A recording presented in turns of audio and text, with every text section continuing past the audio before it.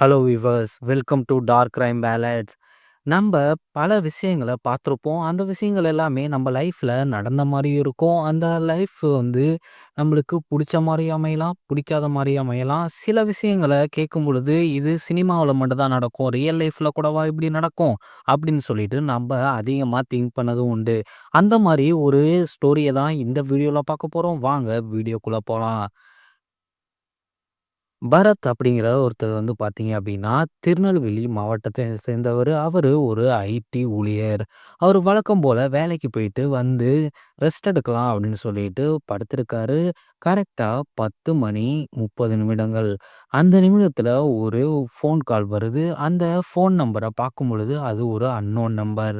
யாரா இருக்கும் அப்படின்னு சொல்லிட்டு பரத் பயங்கரமா யோசிக்க ஆரம்பிக்கிறாரு. இருந்தாலும் அட்டெண்ட் பண்ணலாமா? வேணாமா? அப்படின்னு சொல்லிட்டு ஒரு தயக்கத்திலே இருக்காரு. சரி அட்டெண்ட் பண்ணி தான் பார்க்கலாம் அப்படின்னு சொல்லிட்டு அட்டெண்ட் பண்றாரு. அட்டெண்ட் பண்ண உடனே ஒரே ஒரு குரல் கேட்குது.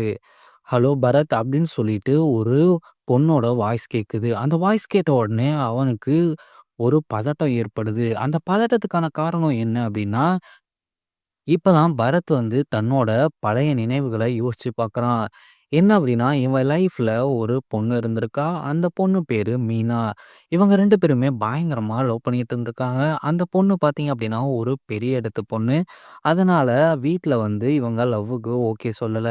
இவன் என்னதான் ஏழை குடும்பமா இருந்தாலும், இவனும் ஒரு ஐடில வேலை செய்றவன். கை நெறைய சம்பாரிக்கிறான். இருந்தாலுமே அவங்க வீட்ல ஏழை குடும்பத்த சேர்ந்தவன். நம்ம தகுதிக்கு வந்து இவன் வந்து செட் ஆக மாட்டான் அப்படின்னு சொல்லிட்டு, அந்த பொண்ண பயங்கரமா அடிச்சு துன்புறுத்துறாங்க. அதுக்கப்புறமேலு பார்த்தீங்க அப்படின்னா, இவன் எவ்வளவுதான் போராடியுமே, அந்த பொண்ணு வந்து, "இல்ல என் வீட்ல வந்து ஒத்துக்க மாட்றாங்க" அப்படின்னு ஓப்பனா அவன்கிட்ட சொல்லிர்றாங்க. இருந்தாலும் அந்த பொண்ணு என்ன சொல்லுது அப்படின்னா, "நம்ப 2 பேரும் வந்து கல்யாணம் பண்ணிக்கலாம்" அப்படின்னு சொல்லுது. அவன் வந்து கொஞ்சம் யோசிக்கிறான். "நம்ம எப்படி பேரண்ட்ஸ மீறி கல்யாணம் பண்ணிக்கிறது?" அப்படின்னு சொல்லிட்டு பயங்கரமா திங்க் பண்றான். "நம்மளுக்கு பேரண்ட்ஸ் சப்போர்ட் இல்ல. நம்மளுக்கு தான் நம்ம வேலைக்கு போறோமே. சரி நம்ப மேரேஜ் பண்ணிக்கலாம்" அப்படின்னு சொல்லிட்டு 2 பேருமே முடிவு பண்றாங்க. திடீர்னு பார்த்தா ஒரு இன்சிடென்ட். என்ன நடக்குது அப்படின்னா, அவன் லவ் பண்ணா இல்லையா, அந்த பொண்ணு வந்து இறந்ததா அவனுக்கு ஒரு தகவல் கிடைக்குது. அத கேட்ட உடனே அவன் அங்கேயே உடைஞ்சு போயிடுறான். என்ன ஆச்சு அப்படின்ட்டு வீட்டுக்கு போய் பார்க்கலான்ட்டு போகும்போது, வீட்ல யாருமே அலோ பண்ண மாட்றாங்க. என்னதான் நடந்துச்சு அப்படின்ட்டு கேட்கும்பொழுது, அவ தற்கொலை பண்ணிக்கிட்டா அப்படின்னு சொல்லிட்டு இவன்கிட்ட சொல்றாங்க. அத சொன்ன உடனே இவனால ஏத்துக்கவே முடியல. இந்த மாரி ஒரு இன்சிடென்ட் நடக்க வாய்ப்பே இல்ல. அவ என்னைய விட்டுட்டு போக வாய்ப்பே இல்ல அப்படின்னு சொல்லிட்டு அங்கேயே கதற ஆரம்பிக்கிறான். எவ்வளவுதான் கத்தி அழுதாலும் அவளோட முகத்த பார்க்க கூட விட மாட்டேன்ட்டாங்க. சொந்தக்காரங்க எல்லாமே, "நீ ஃபர்ஸ்ட்டு இப்ப வெளிய போறியா? இல்ல போலீஸ கூப்பிட்டு உன்னைய அடிச்சு தொரத்தவா?" அப்படின்னு சொல்லிட்டு பயங்கரமா வந்து அவன ரொம்பவுமே கஷ்டப்படுத்துறாங்க. அடிக்கவும் செய்றாங்க. அது எல்லாத்தையுமே தாங்கிட்டு நம்ம போலீஸ் ஸ்டேஷனுக்கு போய் கம்ப்ளைண்ட் குடுக்கலாம் அப்படின்னு போம்பொழுது, அப்பதான் பயங்கரமான இன்சிடென்ட் நடக்குது. என்ன அப்படின்னா, அந்த பொண்ணோட ஃபேமிலி எல்லாமே பெரிய இடத்து ஃபேமிலி. அதனால போலீஸ்ட்ட காசு குடுத்து, எப்படியோ கேஸ வந்து தற்கொலைன்னு மாத்திர்றாய்ங்க. இவனாலயும் சரி ஓகே, நம்ம கிடைக்காதனால அவ தற்கொலை பண்ணிக்கிட்டாளோ அப்படிங்கிற லெவலுக்கு இவன் யோசிக்க ஆரம்பிச்சுட்டான். சரி அப்படின்னு சொல்லிட்டு ஒரு விரக்தியிலேயே தன்னோட வாழ்க்கைய வாழ்ந்துகிட்டு இருக்கான். கிட்டத்தட்ட 5 வருஷத்துக்கு அப்புறம் தான் தூங்க போலாம் அப்படின்னு நினைக்கும் பொழுது, அந்த ஒரு ஃபோன் கால் வருது. ஃபோன் கால்ல அந்த வாய்ஸ கேட்ட உடனே அவனுக்கு தோன்ற ஃபர்ஸ்ட் முகமே அந்த மீனா அப்படிங்கிற அவனோட காதலி தான். இவ தான் கண்டிப்பா கால் பண்ணியிருக்கா அப்படின்னு அவன் 100% வந்து நம்புறான். உடனே நான் வந்து சாகல. என்ன வந்து எப்படியாச்சும் காப்பாத்து அப்படின்னு சொல்லிட்டு ஒரு வாய்ஸ் மட்டும் கேட்குது. "நீ எங்க இருக்க? இன்னும் நீ சாகலையா? நீ எங்க இருக்க?" அப்படின்னு சொல்லிட்டு பரத் கேட்குறான். "நான் வந்து உங்க வீட்டுக்கு பக்கத்துல தான் இருக்கேன்" அப்படின்னு சொல்லிட்டு அந்த இடத்தையும் சொல்றா. சொன்ன உடனே அவன் வேக வேகமா கிளம்பி அந்த இடத்துக்கு போய் பார்க்குறான். அது ஒரு இருட்டா இருக்கு அந்த இடமே. இருட்டா இருக்கிறத பார்த்துட்டு அவன் எங்க இருக்கான்னு தேடிக்கிட்டு இருக்கும் பொழுது, அந்த மீனாங்கிற பொண்ணையும் பார்த்துடுறான். அவன் பார்த்த உடனே அவன் கண்ல வந்து பயங்கர கண்ணீர் வருது.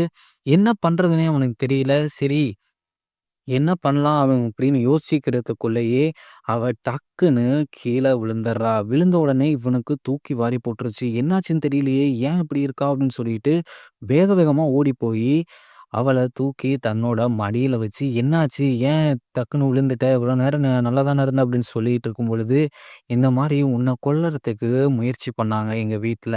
நான் அவங்ககிட்ட இருந்து உன்ன காப்பாத்த தான் வந்து நான் இனிமேல் அவன் கூட போல. நான் அவங்க பேச்ச கேட்கிறேன்னு சொல்லிட்டு பொய் சொல்லிட்டு இருந்தேன். அதுக்கப்புறமேலு எப்படியாச்சும் உன்ன பார்க்கலாம் அப்படின்னு சொல்லிட்டு கிளம்பும்போது நான் அவங்க கிட்ட மாட்டிக்கிட்டேன். அவங்க என்னைய அடிச்சு பார்த்தாங்க. நான் வந்து நான் வேற கல்யாணம் பண்ணிக்க ஒத்துக்க மாட்டேன்னு சொன்னனால, என்ன அவங்க கொல்லவும் முயற்சி பண்ணாங்க. அதுக்கப்புறமேலு என்ன சொன்னாங்க அப்படின்னா, "இவங்கள கொன்னா நம்மளுக்கு சொத்து கிடைக்காது" அப்படின்னு சொல்லிட்டு என்ன ஒரு பைத்தியக்கார ஹாஸ்பிட்டல்ல வந்து சேர்த்துட்டாங்க. சேர்த்ததுக்கு அப்புறமேலு அவங்க எல்லாம் ஒரு பாடிய கொண்டு வந்து, "என் பொண்ணு இறந்துட்டா" அப்படின்னு சொல்லிட்டு ஊரையே நம்ப வச்சுட்டாங்க. இதுதான் நடந்தது. நான் உன்ன காப்பாத்த தான் அப்படி பண்ணேன். ஆனா உன்னை விட்டு என்னால இருக்க முடியாதுன்னு எனக்கு தெரியும். எப்படா உன்ன பார்ப்பேன் அப்படிங்கிற ஒரு சின்ன நெனப்பு மட்டும் தான் என் மைண்ட்ல ஓடிக்கிட்டே இருந்துச்சு. இந்த 5 வருஷமும் நான் எவ்வளவோ நரக வேதனைப்பட்டுருக்கேன். ஆனா இருந்தாலும் உன் முகத்த பார்த்ததுக்கு அப்புறமேல அது எல்லாமே இல்லாம ஆயிருச்சு அப்படின்னு சொல்லிட்டு அவ கண்ணீர் மல்க பயங்கரமா கதறிக்கிட்டு இருக்கா. இவனாலயும் ஒண்ணுமே பண்ண முடியல. சரி நம்ம ஹாஸ்பிட்டல் போலாம் அப்படின்னு நினைக்கும் பொழுது, இல்ல நான் கண்டிப்பா இறந்துருவேன். ஏன் அப்படின்னா, நான் தப்பிச்சு வரலான்னு நினைக்கும் பொழுது, எங்க வீட்ல பார்த்து என்ன பயங்கரமா டார்ச்சர் பண்ணி எனக்கு விஷம் குடுத்துட்டாங்க அப்படின்னு ஷாக்கிங்கான ஒரு விஷயத்த சொல்றா. இத கேட்ட உடனே அவனுக்கு பயங்கரமான நடுக்கம் ஆரம்பிச்சிருச்சு. என்னடா பண்றது அப்படின்ட்டு பயங்கர யோசனையிலே இருக்கான். யோசனையிலே இருக்கும் பொழுது ஒரு போலீஸ் ஜீப் அந்த சைடு கிராஸ் ஆகுது. அத பார்த்த உடனே, "நீ நான் வந்து எந்த நிலைமையில இருந்தேன்? எப்படி இருக்கேன்? என்னைய யார் இந்த மாரி பண்ணது? எல்லாமே நான் ரெக்கார்ட் பண்ணி உன்னோட மொபைலுக்கு அனுப்பியிருக்கேன். நீ தயவு செஞ்சு அத எடுத்துட்டு போய் போலீஸ்ட்ட குடுத்து, அவங்கள எப்படியாச்சும் கைது பண்ண வை. உன் உயிர வந்து பத்திரமா பார்த்துக்கோ. நான் என் உயிர் போறத போல கவலைப்படல. ஆனா நீ எப்பயுமே ஹேப்பியா இருக்கணும். அது மட்டும் தான் எனக்கு வேணும்." அப்படின்னு சொல்லிட்டு, அவளோட கடைசிய ஒரு வாக்குமூலமா சொல்லிட்டு, அவளோட உயிர வந்து விடுறா. இத பார்த்துக்கிட்டு இருந்த பரத்னால ஒண்ணுமே பண்ண முடியல. தன்னோட காதலி தன் மடியிலேயே இறக்கலான்னு சொல்லிட்டு அவனால அந்த துக்கத்துல இருந்து மீண்டு வரவே முடியல. இருந்தாலும் இதுக்கெல்லாம் காரணமானவங்கள நம்ம சும்மா விடக்கூடாது அப்படிங்கிற ஒரு மைண்ட் செட் மட்டும் அவனுக்கு இருந்துகிட்டே இருக்கு. சரி நம்ம மொபைல்ல அனுப்பியிருக்க ரெக்கார்ட வச்சு அவங்கள எப்படியாச்சும் கைது பண்ணலாம் அப்படின்னு சொல்லிட்டு போலீஸ்ட்ட போயிட்டு குடுக்குறாங்க. குடுத்த உடனே நாங்க இத விசாரிக்கிறோம் அப்படின்னு சொல்லிட்டு அவன அனுப்பிச்சு விட்டுறாங்க. அனுப்புனதுக்கு அப்புறமேலு அவங்க தான் பெரிய இடம் இல்லையா? உடனே வந்து அவங்களுக்கு கால் பண்ணி, இந்த மாரி உங்க மேல ஒரு கம்ப்ளைண்ட் வந்திருக்கு அப்படின்னு சொல்லும்பொழுது, ஆ சார் அது வந்து பொய் கம்ப்ளைண்ட்டு. அவன் வந்து ஒரு பைத்தியக்காரன் அப்படின்னு சொல்லிட்டு, தான் பொண்ண வந்து அவன் தான் கொன்னதா அப்படின்ட்டு திருப்புறத்துக்கு ட்ரை பண்றாங்க. என்னதான் அப்படி முயற்சி பண்ணாலும், சில நல்ல ஆஃபீசர்ஸும் போலீஸ்ல இருப்பாங்க இல்லையா? அவங்க மூலியமா இவன் தன்னோட காதலிய வந்து அவங்க வீட்ல இருக்க எல்லாருமே சேர்ந்து கொடுமைப்படுத்தி கொன்னுட்டாங்க அப்படிங்கிற ஒரு ஸ்டேட்மெண்ட்ட பயங்கரமா வைக்கிறான். அதோட மட்டும் இல்லாம, தன்னோட காதலியோட வாக்குமூலத்தையும் அவங்ககிட்ட குடுக்குறான். குடுத்த உடனே அவங்க வந்து அத கேஸ் ரிஜிஸ்டர் பண்ணி அந்த குடும்பத்தையே பயங்கரமா கைது பண்ணி ஜெயில்ல அடைச்சிடுறாங்க. அதுக்கப்புறமேலு தான் அவனுக்கு வந்து ஒரு மன நிம்மதி கிடைக்குது. என்ன அப்டின்னா, தன்னோட காதலி கடைசி நொடிகள்ல சொன்ன வார்த்தை என்னன்னா, அவங்களுக்கு தண்டனை வாங்கி குடுக்கணும்.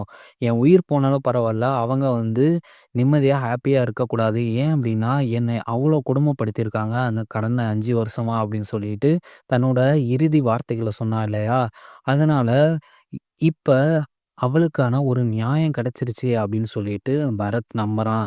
தன்னோட காதலி இறந்த சோகத்துல இருந்தாலும், தன்னோட காதலி இறப்புக்கு காரணமானவங்கள எப்படியோ நம்ப கைது பண்ண வச்சுட்டோம் அப்படிங்கிற ஒரு சின்ன நிம்மதி வந்து அவனோட வாழ்க்கைய ரன் பண்ணிக்கிட்டு இருக்கு. என்னதான் நம்ப பல கொடுமைகள பண்ணாலும், சொத்துக்காக என்ன வேணா பண்ணலாம், எவ்வளோ ஆட்கள வேணா விலைக்கு வாங்கலாம். இருந்தாலும் கடைசியில வந்து மிஞ்சுறது என்னமோ நியாயமும், தர்மமும் மட்டும்தான். ஏன் அப்டின்னா, நம்ப எவ்வளவு கெடுதல் பண்ணாலும், கடைசியில நம்மளுக்கு தண்டனைங்கிறது கண்டிப்பா கிடைச்சே ஆகும். அது இந்த ஸ்டோரியிலிருந்து நம்மளுக்கு தெள்ள தெளிவா தெரியுது. உண்மை சம்பவங்களுக்கு நம்ம சேனல மறக்காம சப்ஸ்கிரைப் பண்ணிருங்க. இந்த வீடியோ பிடிச்சிருச்சுன்னா, ஒரே ஒரு லைக்க மட்டும் தட்டி விட்டுருங்க.